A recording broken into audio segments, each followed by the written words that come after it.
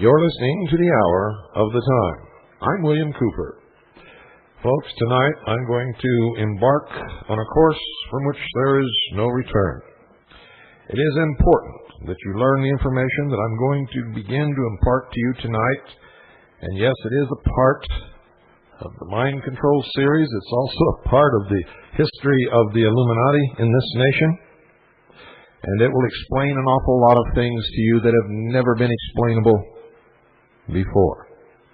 It's going to explain to you the link between the lodges of the Illuminati, the intelligence community, and the underworld. It is extremely dangerous what I'm embarking upon, simply because so many people who have attempted to reveal this history previously have been killed in the process of doing it. I have no fear, and I will finish what I start, or someone will, because it needs to be done. Tonight I begin to narrate to you a special report of the Executive Intelligence Review entitled The Ugly Truth about the ADL. Now, I want you to understand something. I am not talking about Jews. I am talking about a branch of the Illuminati, the control structure that is bringing one world government into fruition, destroying the sovereignty of nations, and many, many other things. As you will see, ladies and gentlemen, the ADL does not represent the Jewish people, but instead is using them and is manipulating them so that they innocently, as many of you have done throughout your life innocently, are helping to bring about the destruction of the sovereignty of individual nations, the destruction of individual creator-endowed, constitutionally guaranteed rights, and the formation of a one-world, totalitarian, socialist government. I want it clearly understood that the Hour of the Time has stated on many, many occasions that we oppose racism of any kind, in any form, by anyone. What you're going to discover is that the ADL, while calling many, many people anti-Semitic, are themselves one of the greatest racist groups that has ever existed upon the face of this earth.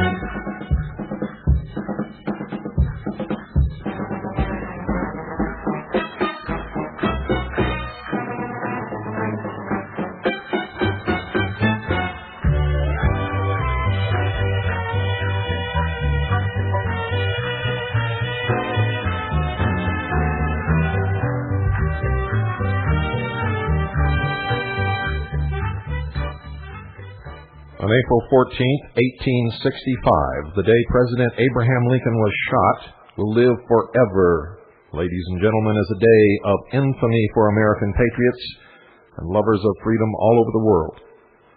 But for the leadership of the Scottish Rite of Freemasonry and the Order of B'nai B'rith and its 20th century secret police arm, the Anti-Defamation League, April 14th, 1865, is a day that will be long remembered for a very different reason. The B'nai B'rith, a pivotal player in the British Freemasonic plot to destroy the Union, was implicated in Lincoln's assassination, something that you've never been taught. That fact does not square very well with its long-cultivated but totally unwarranted reputation as a Jewish social service organization and a champion of civil rights. For that reason, B'nai B'rith and the ADL have gone to great lengths, ladies and gentlemen, to bury that history and much, much more. Simon Wolf, 1835 to 1923, was the Washington, D.C. lawyer for the Order of B'nai B'rith during the entire period of the United States Civil War. He would later head the International Order of B'nai B'rith for many years. In 1862, Wolf was arrested by Lafayette C. Baker, the chief of detectives for the city of Washington, D.C., and later Lincoln's chief of the United States Secret Service, on charges that Wolf was involved in spying and blockade running on behalf of the Confederacy. Baker arrested Wolf, who was the attorney representing a number of Jews accused of spying for the South, on the grounds that he was part of a conspiratorial organization working on behalf of the secessionist cause behind the lines in the nation's capital.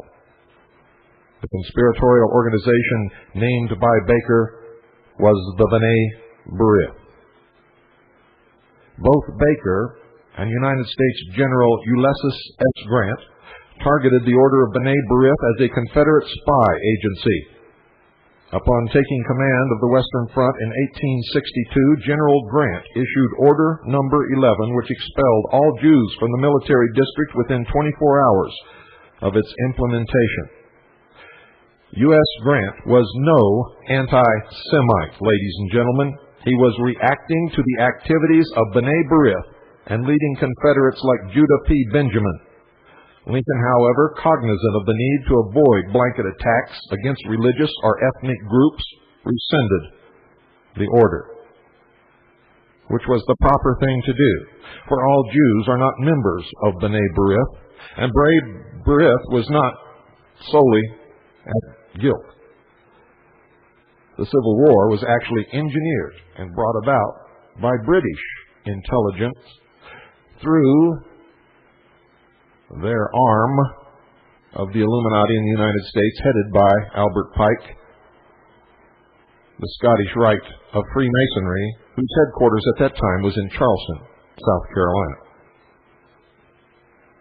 In 1987, B'nai B'rith authorized biography of Simon Wolf by Esther L. Panitz offered the following highly suggestive, albeit incomplete, description of Wolf's personal relationship with President Lincoln's assassin, John Wilkes Booth.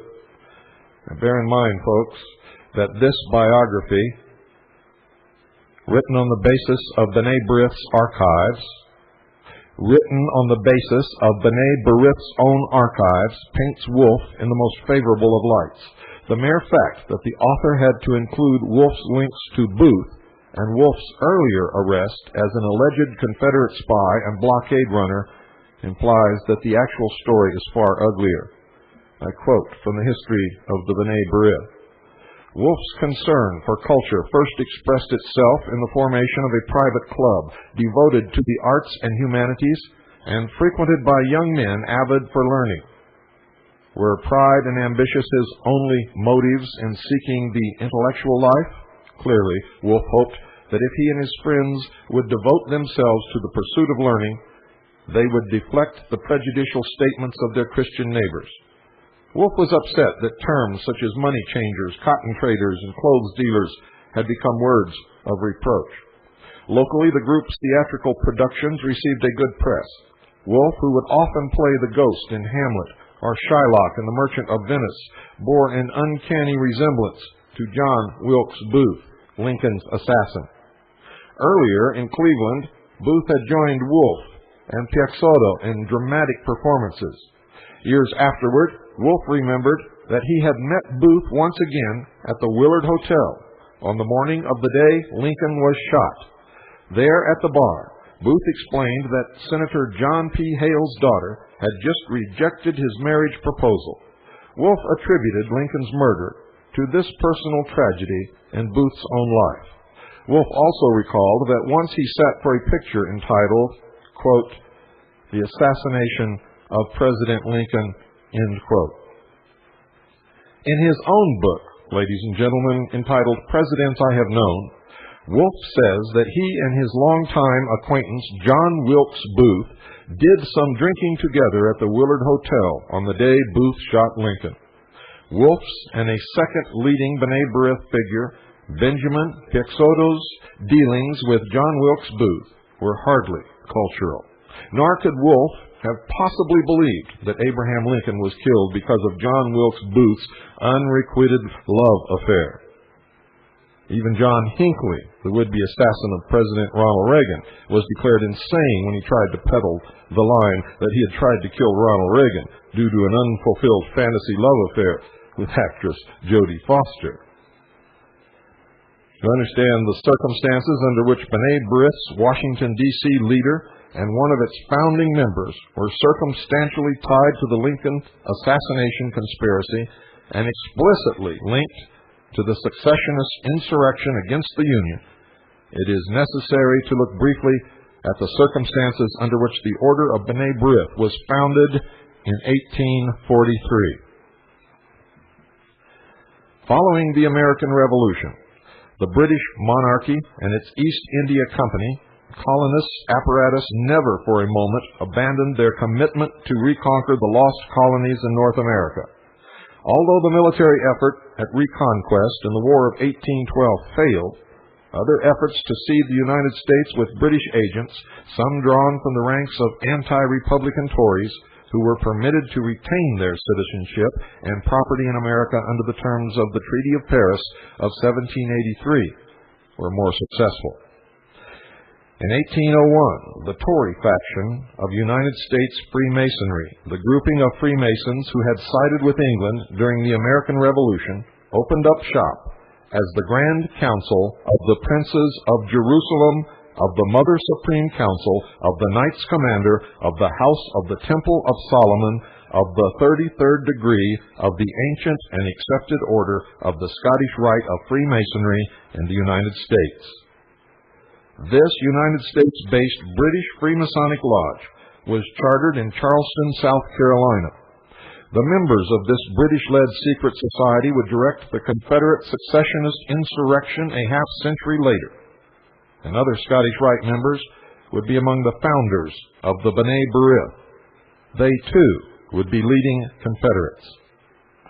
Apart from the esoteric mission of spreading an explicitly anti-Christian form of Roman pagan worship and occultism among the early generations of American citizens, the Charleston Lodge also sought to build up a network of pro-British merchants, spies, and politicians in both the North and the South, who would one day play a pivotal role in the reconquest. Many of these early Masons became wealthy through their business dealings with the British East India Company and the Dutch West India Company in both the cotton and the slave trade. Among the founding members of the Charleston Scottish Rite Lodge were many prominent Jews, including Isaac de Costa, Moses Cohen, Israel de Liban, Dr. Isaac Held, Moses Levy, and Moses Piexoto. Many of these men, ladies and gentlemen, were Sephardic Jews from North Africa or from Spain, who had originally settled in the Caribbean and engaged in the early slave trade. These Jewish Masons set up their organizations, which also maintained active liaison to Great Britain's powerful Jewish community. The Hebrew Orphan Aid Society was one such nominally benign group that would produce one of the most rabid secessionist leaders, Judah P. Benjamin. Although today, any reports of the Freemasonic roots and structure of B'nai B'rith are usually greeted with a torrent of allegations of anti-Semitism, back in the formative years, B'nai B'rith's own magazine, The Menorah, offered the following information about the founders of the group, and listen to this very carefully. Quote, "Their reunions were frequent, and several of them being members of existing benevolent societies, especially the Order of Freemasons and Oddfellows, they finally concluded that a somewhat similar organization, but based upon the Jewish idea, would best obtain their object. The Jewish religion has many observances and customs corresponding to the secret societies known to us. The synagogue, for instance, might be compared to a lodge room. It used to be open twice a day. For a Jew desiring to find a friend, they had but to go there and make themselves known by a certain sign and token. The sign consisted of a grip with a full hand and the magical word, Shalom Aleichem. The mezuzah on the doorpost was the countersign. Shema Israel, Hear, O Israel, was the password." End quote. Indeed, to this day, all local chapters of the B'nai B'rith are referred to as lodges, a practice borrowed whole cloth from the Scottish Rite. When Moses saw some Jews of this B'nai B'rith type who tried to make their religion into a pagan secret society, he took the calf which they had made and burned it in the fire and ground it into powder. And Moses returned unto the Lord and said, "O this people have sinned a great sin, and made them gods of gold." The majority of Jews in America during the first generations following independence were opposed to the idea of a Jewish Freemasonic secret society.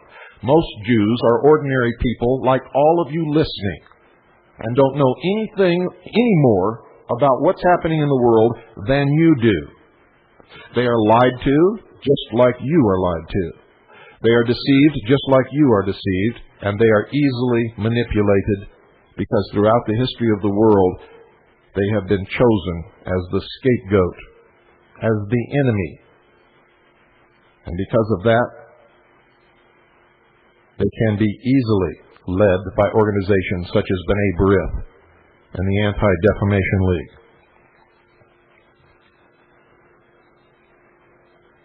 Israel Joseph Benjamin, a noted European Jew, in his memoirs 3 Years in America, 1859 to 62, wrote of the B'nai B'rith that, quote, "This is a secret society like the Freemasons with passwords and the like, and was quite a new phenomenon for me. Still, I think the existence of such a society not at all necessary." End quote. He was right, ladies and gentlemen. The secret agenda of the B'nai B'rith, like that of the southern jurisdiction of the Scottish Rite, was to destroy the Union and pave the way for reconquest. The ultimate goal, one world totalitarian socialist government. You see, B'nai B'rith is not the synagogue. B'nai B'rith is not Jews. B'nai B'rith is not Judaism. B'nai B'rith is just another organ under a different name of the ages-old Illuminati, who practiced the ancient mystery religion of Babylon in secret. They call themselves the Great White Brotherhood, the Brotherhood of Man, the Illumined Ones. And if you've listened to our series on Mystery Babylon, you know the rest. Two leading B'nai B'rith allied figures would serve as exemplars of the strategy for permanently dividing the Union. One was Judah P. Benjamin and the other August Belmont. Benjamin, who lived from 1811 to 1884, was born in the British West Indies to Sephardic Jewish parents who moved to Charleston, South Carolina in 1827. He was inducted into the Charleston Hebrew Orphan Aid Society, one of the precursors of the B'nai B'rith. After attending Yale College in New Haven, Connecticut, he was forced to drop out under a cloud of scandal. Benjamin surfaced in New Orleans, where he quickly won the patronage of John Slidell. Slidell, a United States Senator who would later play a pivotal role in the Confederacy and sponsored the career of August Belmont, who married Slidell's daughter. With Slidell's assistance, Benjamin became a prominent attorney, even serving for a period of time in the United States Attorney for New Orleans. Benjamin gained notoriety for covering up the growing terrorist activities of the Scottish Rite-sponsored Knights of the Golden Circle, while serving as the local federal prosecutor. In 1852, Benjamin was elected United States Senator, a post he retained until the outbreak of the Civil War in 1861, when he resigned to serve the Confederacy. Benjamin was the first Confederate Attorney General. He later served as Secretary of War and Secretary of State, ultimately running the Confederate Secret Service on behalf of Confederate President Jefferson Davis. And as the Mossad does today, he used innocent Jews in the North who were opposed to the dissolution of the Union to furnish information to the intelligence arm of the Confederacy.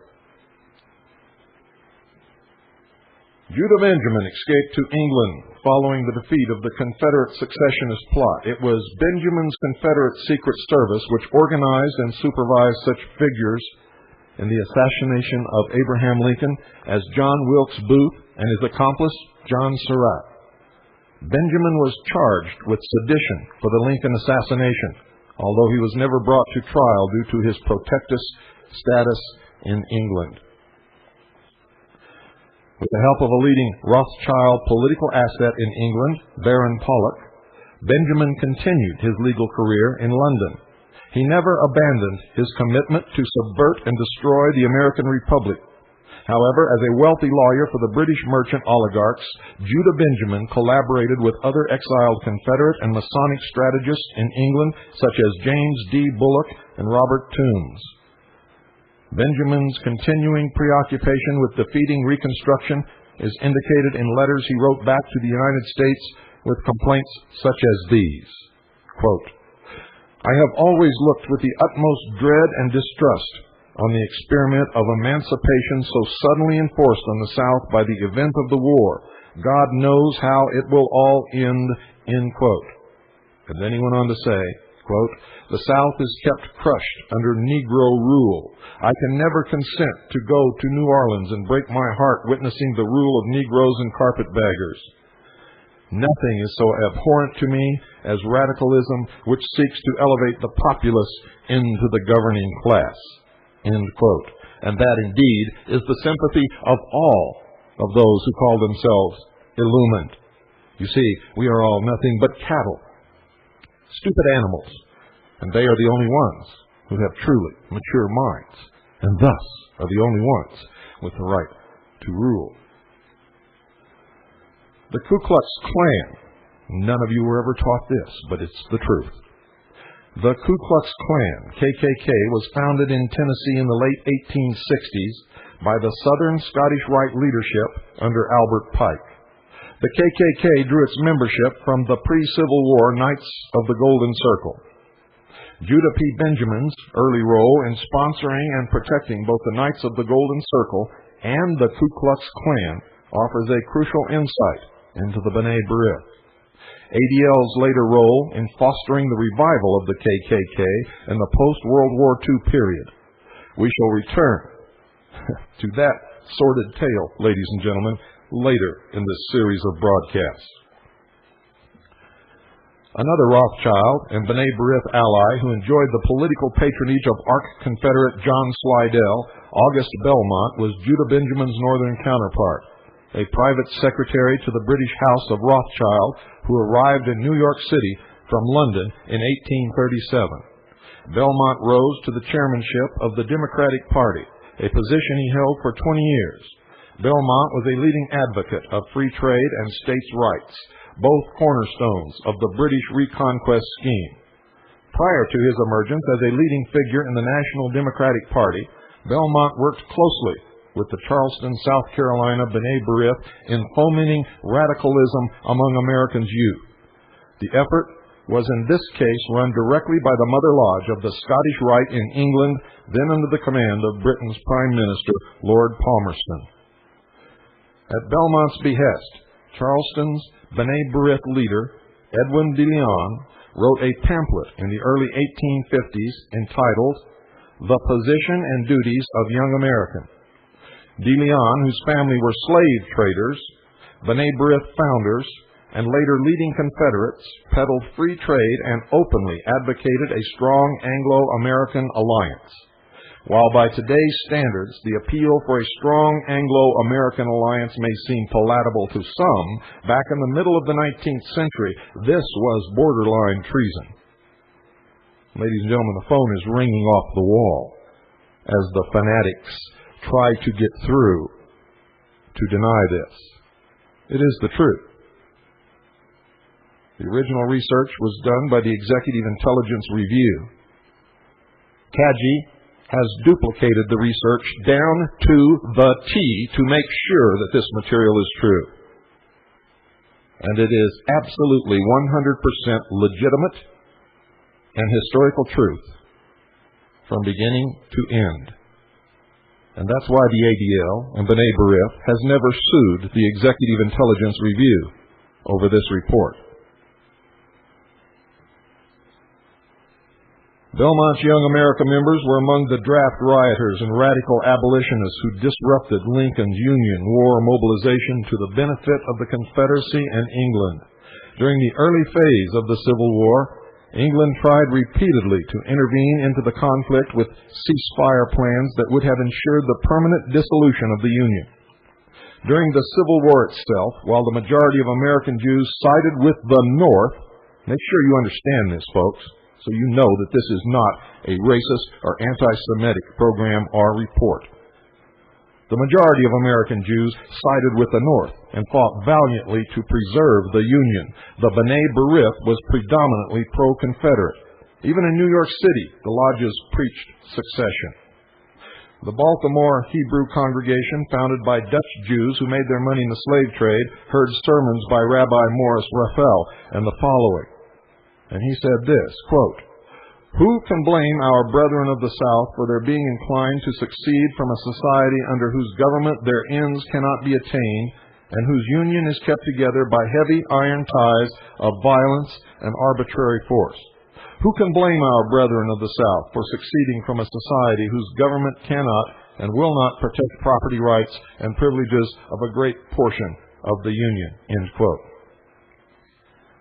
Following the Civil War and the assassination of President Lincoln, many of the Jewish slave and cotton traders from the South, typified by the Lehman Brothers, moved to New York City and became prominent in Wall Street banking and stock brokerages.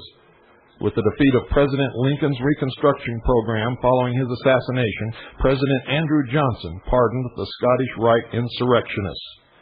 Now listen to this closely. President Andrew Johnson pardoned the Scottish Rite insurrectionists, including General Albert Pike, and accepted a rank of 32nd degree in the Southern Jurisdiction Freemasons. That was his reward. Suspected Lincoln assassination plotter Simon Wolfe was also absolved of any criminal culpability for his wartime activities. Only non-Freemasons and non-B'nai B'rith were prosecuted for the crimes they committed during the Civil War. The legacy of British Freemasonic treachery against the Union survived intact, including the B'nai B'rith. Although the slave trade nominally was banned in the United States as a result of Lincoln's Emancipation Proclamation, a new form of slavery had already been launched by the British East India Company and its Scottish Rite directors, including the same Lord Palmerston who had played so pivotal a role in the secessionist insurrection. Keep dialing, you blithering idiots. I hope your fingers start bleeding. I'm not going to answer the phone until the program is over. This is really funny, folks. This is going to be done. I'm tired of the lies. I'm tired of the deception and the manipulation of all of you people out there. I'm tired of you peddling off fantasy for truth. I'm tired of our children growing up never knowing what the reality of the world is and never having a chance for the future because of it. I'm tired of seeing blacks manipulated.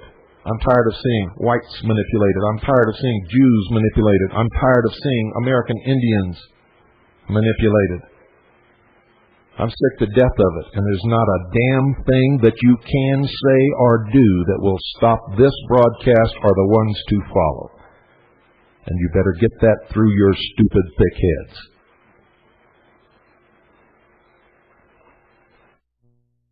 Up to their neck in it. They stink from it. The new form of slavery was drugs, opium.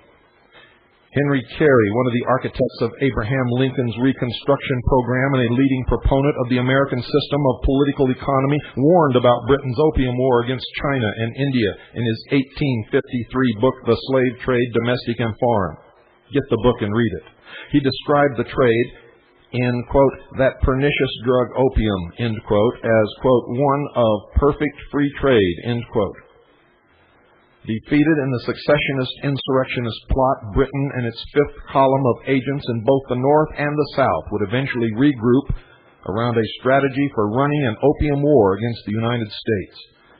As the reader will learn in later chapters, the B'nai B'rith and its Anti-Defamation League's secret lodge played a central role in the drugging of America.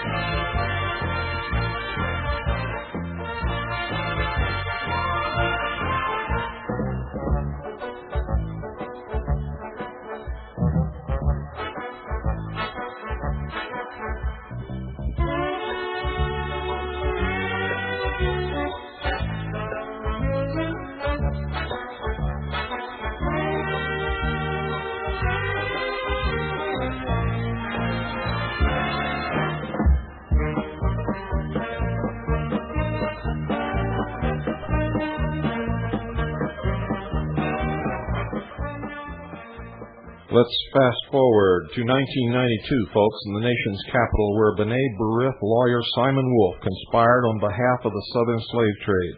The streets in many parts of town are dominated now by drug traffickers whose deadly poison has inflicted both a subculture of addiction and violence, and a spread of AIDS among the predominantly black population. Community-based efforts led by the Nation of Islam have begun to roll back that new subculture of slavery and despair, restoring safety and dignity to some of the most desperately poor neighborhoods in the United States. And as soon as they began to be successful, they came under attack by the ADL.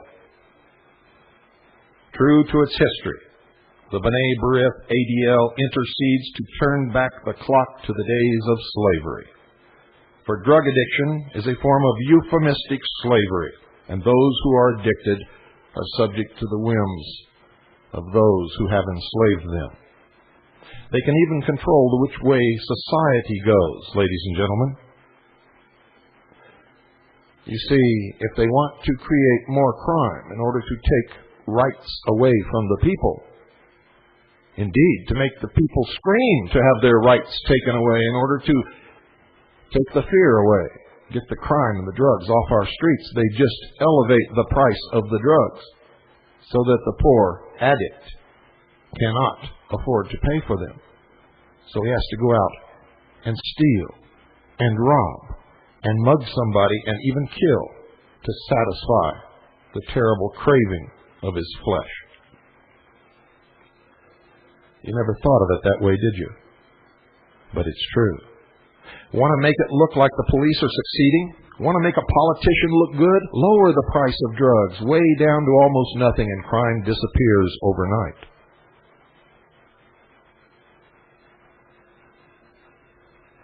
One of these days you'll begin to understand how we've all been enslaved for most of our lives. All of us.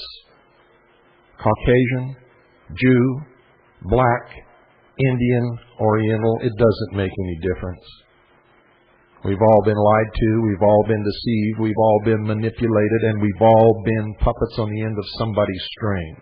It is the purpose of the hour of the time to stop that.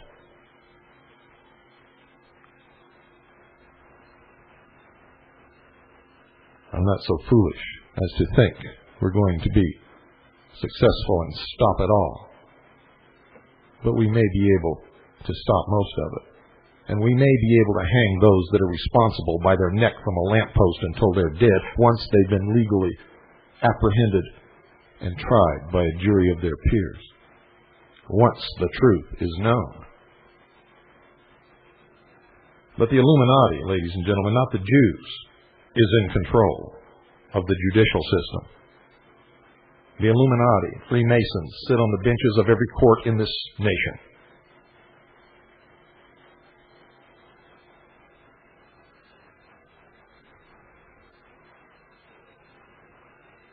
First, ladies and gentlemen, when this happened, the ADL set off a massive wave of anger and resentment in the African American community when in June 1992 it published The Anti-Semitism of Black Demagogues and Extremists. The widely circulated ADL report is a frontal attack on the Nation of Islam's and its leader, Minister Louis Farrakhan.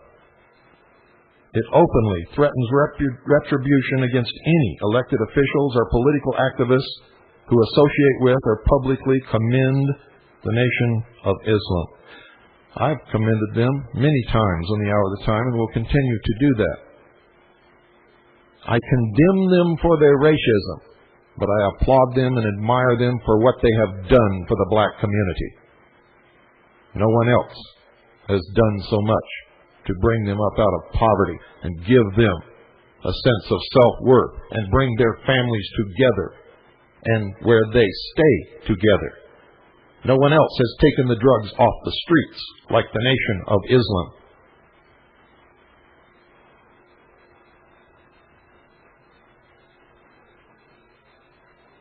In July 1992, a major uproar developed in Washington, D.C. when the ADL, ladies and gentlemen, the ADL, the Anti-Defamation League of B'nai B'rith, was caught red-handed in an ugly attempt to shut down any government contact with what has been the only effective effort to clean up drug and crime-infested areas in the nation's capital. The Nation of Islam's now famous dope busters. If you've investigated what happened in Waco, Texas, ladies and gentlemen, you always run up against the ADL and B'nai B'rith. They instigated it. They brought it into being. They promoted it. They pressed it. And they are the ones who released the lies to the press around the country that kept the American people in the dark. When Washington, D.C. Mayor Sharon Pratt Kelly issued an official proclamation honoring Nation of Islam leader Dr. Abdul Alim Muhammad for his leadership in the Dope Busters campaign and for his groundbreaking work in treating AIDS patients with Imuvirin, an African-developed anti-AIDS drug, the ADL went absolutely insane. They had ignored these people, until they began to take the drugs off the streets. Make sure you understand that. Kelly was repeatedly hit with ADL organized delegations demanding that the proclamation be rescinded, lest she too be identified as an anti-Semite. And this is how they blackmail leaders and police chiefs and mayors and military officers into doing their bidding for fear of being labeled anti-Semitic. You've all learned you can call me whatever you want. Doesn't make any difference. I'll tell the truth no matter what. Always. Always. When she refused, the ADL engaged in a national barrage of media attacks against the Nation of Islam. The attacks culminated in an article run in the Washington Times, co-authored by ADL National Director Abe Foxman and fact-finding director Myra Lansky-Boland. Ultimately, Kelly succumbed to ADL demands and issued an open letter to the community in which she continued to praise Dr. Muhammad's work against drugs, violence, and AIDS, but condemned alleged anti-Semitic statements attributed to him by the ADL. You see how it works, folks? She caved in because she was afraid she wouldn't be reelected mayor in the next election. She lost my respect. She probably lost a lot of people's respect. But she doesn't care. Her political career is safe.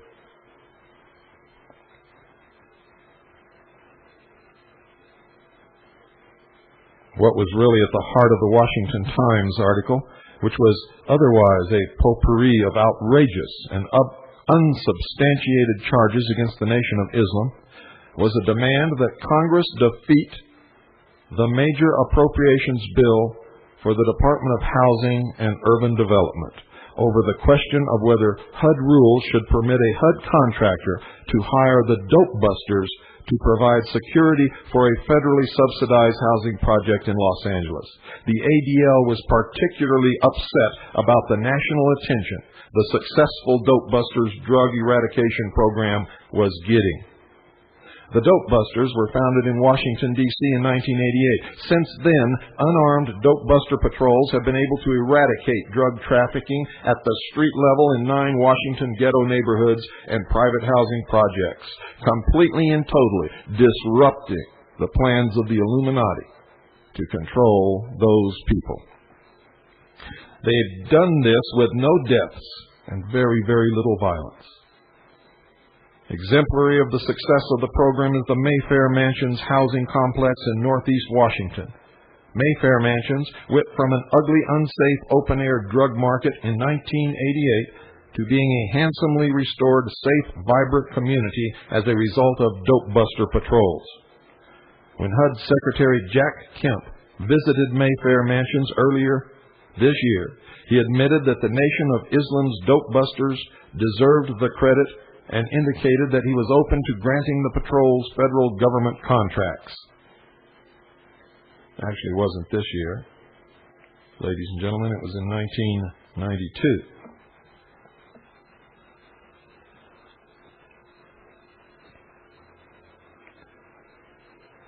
Tenants in public and private housing projects from New York to Baltimore to Los Angeles are demanding dope buster patrols.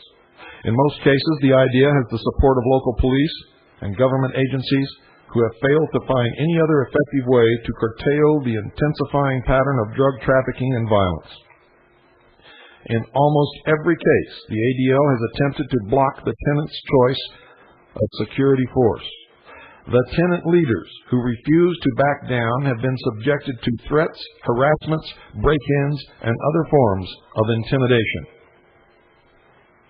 This time, however, the ADL may have committed a fatal error in launching such an open and vicious attack on the Nation of Islam.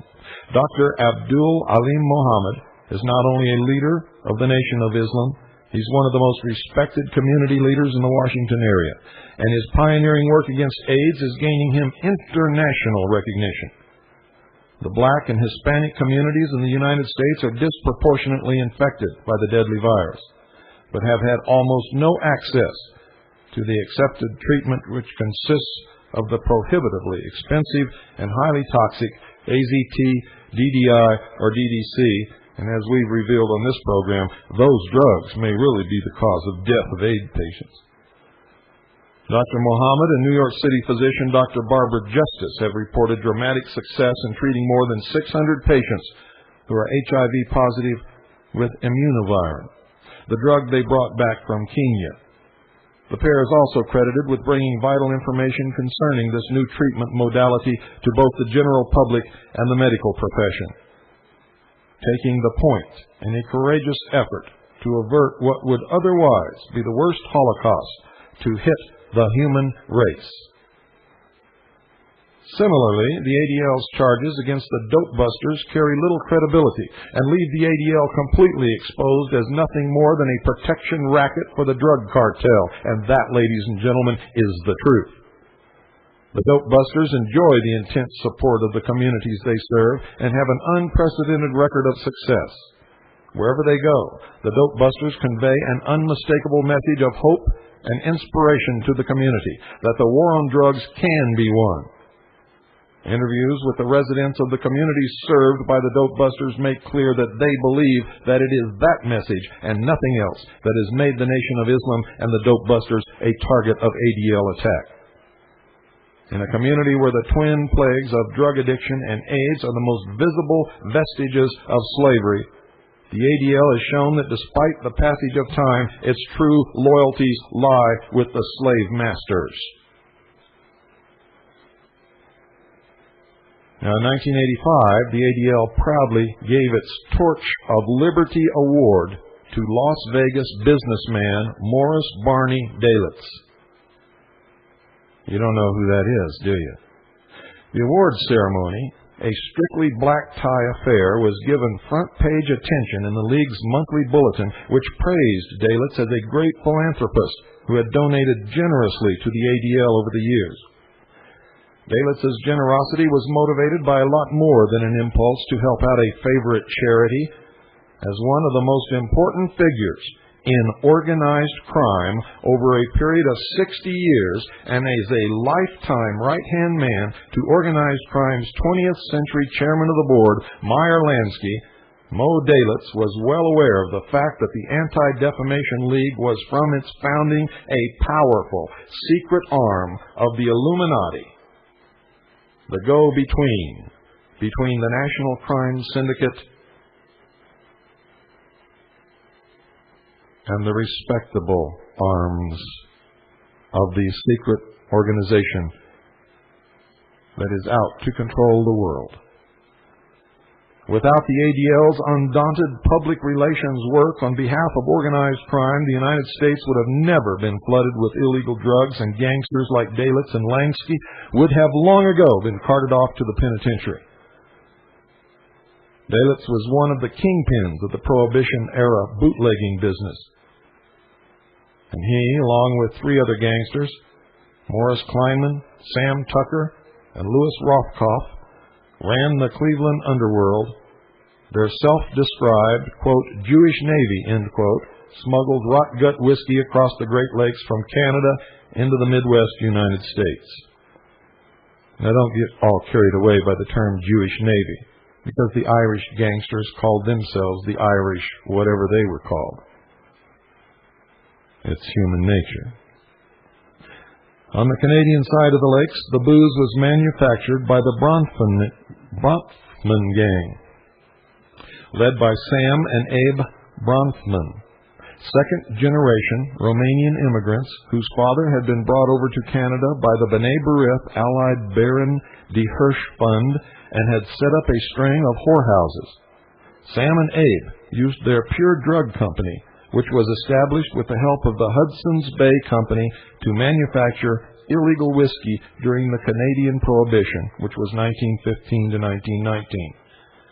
When Canada legalized booze after learning their lesson, and the United States instituted its ban a year later, not having learned anything, they were all ready to become the major suppliers to the gangsters south of the border.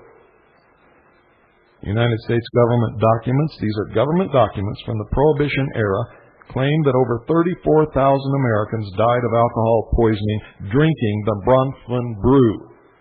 Not from drinking alcohol, folks, but from drinking this specific brew. It was poison. Today, Sam Bronfman's son Edgar is a national commissioner of the ADL and the head of its powerful New York appeal. We'll pick his trail up later, for he's dirty too. Following Prohibition, Mo Dalitz became the undisputed crime boss of Cleveland, expanding his criminal operations, gambling, labor, racketeering, money laundering, tax evasion from Hollywood and Las Vegas to Miami. One of his Miami investments, a night spot called the Frolic Club, was a joint venture with Meyer Lansky. When Lansky moved into Cuba to open his first offshore gambling, narcotics, and money laundering haven, Dalitz was brought in as a privileged partner. When Lansky and the other directors of the National Crime Syndicate decided that his longtime partner, Benjamin Bugsy Siegel, had become a liability and had to be assassinated, it was Dalitz who assumed the lion's share of Siegel's Las Vegas casino interests he still holds, ladies and gentlemen, today. Lansky and Siegel had formed the original Murder Incorporated, otherwise known as the Meyer and Bugsy Gang, to enforce the creation of a national crime syndicate overseeing the Prohibition-era illegal liquor and narcotics traffic. From the very outset, Dalitz had been a member of the National Commission of the Crime Syndicate. Up until Lansky's death in 1983, Dalitz was a regular visitor to the crime boss's Miami Beach condo and was widely presumed by law enforcement officials to be one of the primary heirs to Lansky's crime empire. Now, just 2 years after Lansky's death, Dalitz was publicly surfaced as an ADL philanthropist. It was a sign of the times. By the beginning of the 1980s, decade of greed, drug money, narco dollars had already replaced petrodollars as the primary source of liquidity to fuel the stock market and real estate speculative bubbles facilitated by the Carter and Reagan administration's deregulation of the banking, savings and loan, and brokerage industries. As the power of drug money grew, so too did the political and financial clout of the ADL. Junk bond swindlers like Ivan Boesky and Michael Milken and dope bankers like Edmund Safra, not to mention Mo Dalitz, regularly poured millions into the ADL war chest. In return for this largesse, the ADL publicly branded anyone who challenged the clout of organized crime as a dyed-in-the-wool anti-Semite. The lionizing of mobster Dalitz was the ADL's way of boasting that their public relations work over a 70-year period had paid off.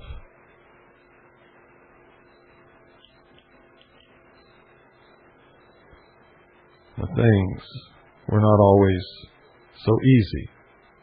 You see, the ADL had been founded shortly after the turn of the century as a Jewish defense arm of the B'nai B'rith, the nominally Jewish secret society sponsored and controlled by the Scottish Rite of Freemasonry, with its headquarters in the Temple